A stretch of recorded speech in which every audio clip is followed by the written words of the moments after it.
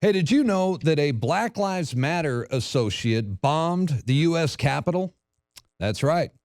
You probably never heard about it. Now, this was back in 1983, but there is a direct link, a close connection to today's Black Lives Matter movement. And I'm going to tell you all about it. On November 7th, 1983, a thunderous explosion tore through the second story of the U.S. Capitol building after a bomb went off that was hidden under a bench right outside the chamber. Amazingly, nobody was injured, but the blast did do lots of damage. It was estimated around $1 million. This is a KNBC News update. Here is John Beard. Good evening. A bomb exploded tonight near the second floor office of U.S. Senate Minority Leader Robert Byrd. Washington, D.C. police say there were no injuries and no reports of damage. Police dogs are at the scene searching for possible clues. The FBI searches for the terrorists who planted a bomb on Capitol Hill. The U.S. Senate was in session tonight as the FBI continued its search for the bombers who detonated a powerful explosion just outside the Senate chambers in the Capitol last night. So who did it?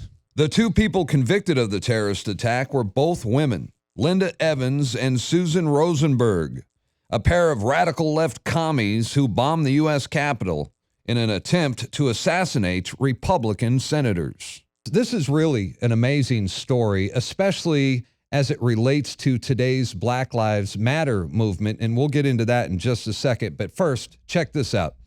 These two women, both far-left revolutionaries, were part of two separate terrorist groups.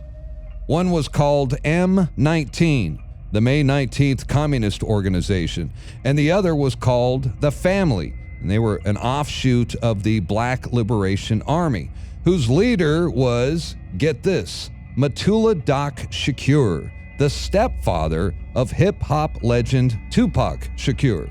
Together, they were responsible for a series of violent domestic terror attacks in the late 70s and early 80s that includes a bombing campaign that, in addition to the U.S. Capitol, they also targeted government buildings in Washington and New York. They bombed an FBI office, the Washington Navy Yard, and the headquarters of New York's largest police union. So these are two crazy bitches with a long history of violent extremism. And when they weren't busy bombing buildings or targeting our police, our military, and our government, they were out there robbing banks in armored trucks. In fact, there was one incident in October 1981 where they killed a guard and two policemen during a Brinks armored truck robbery. These men had families and a future ahead of them, but they were gunned down by radical leftists. Tupac's stepdad, he was the mastermind of the operation. He was also one of the triggermen.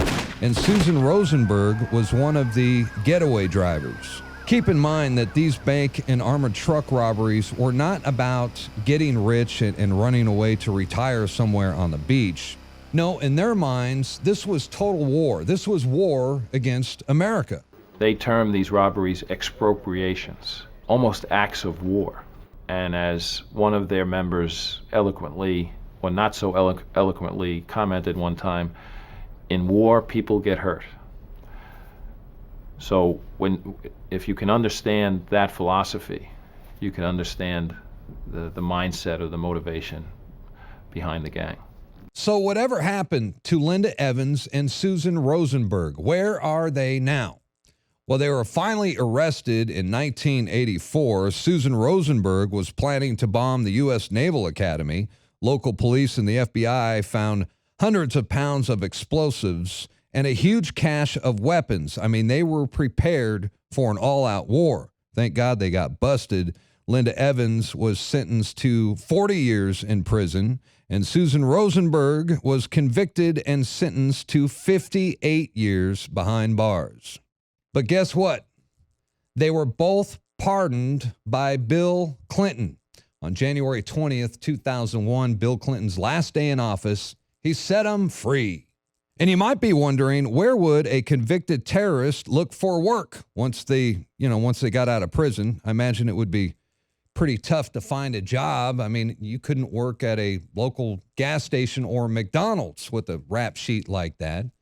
But you can always work for our country's liberal academia. Susan Rosenberg, she ended up at the John Jay College of Criminal Justice in New York, which is a liberal arts college, of course. And to this day, both of these women are celebrated by the left. They are social justice heroes. And now Susan Rosenberg just landed a new job, a place called Thousand Currents. They are a nonprofit organization. Susan Rosenberg is on the board of directors, and she does fundraising and administrative work for Black Lives Matter. So there you go. A Black Lives Matter associate once bombed the U.S. Capitol, only to be pardoned by Bill Clinton. Stick that in your fact checker and smoke it.